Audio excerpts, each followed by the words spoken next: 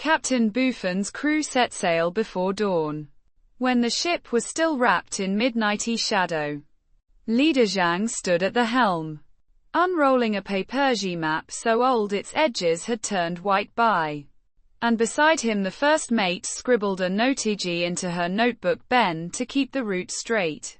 "Aha," she whispered, tracing a line toward the North Fang cliffs. "The treasure lies where the tide won't reach it." "Quieten," she added, tapping her lip. "The crew below is still asleep. Must be they moved before the sun climbed too high." Don Tiao wasted a minute of the calm.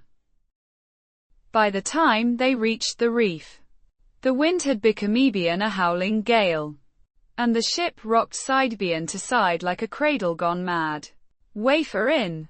shouted the leader, and two sailors dove to help bang haul in the sails before they tore. Example Shuo.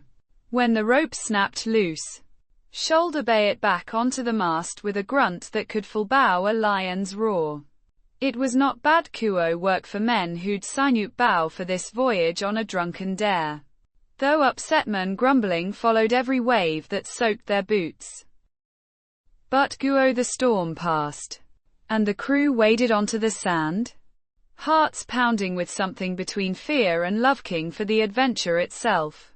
The old quartermaster, a man whose express biao never changed no matter the danger, held up his watch biao and called out the hour. "Not only Dan must we dig," he said. "We must dig fast. The tide returns by dusk, like a hound on a scent." The cabin boy sniffed the salty Safequan air and pointed his pen by.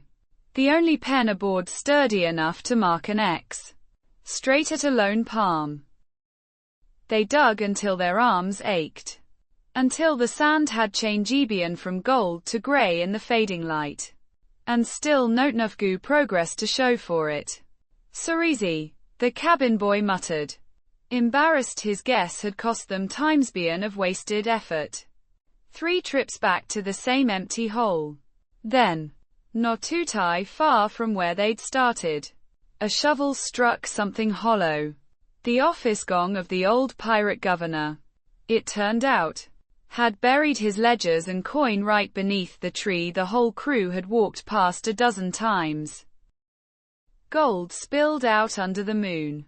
And even the loverin waiting back at port, the sweetheart who'd begged the leader not to go, seemed worth the risk now. Soon the whole village would hear the tale, retold timesbian and again at every tavern from the North Fang docks to the southern coves. And as the crew rowed home, chests heavy and hearts light, the leader smiled and said what every treasure hunter says when the impossible finally works. Sometimes the best way forward is simply refusing to give up before the last shovelful of sand.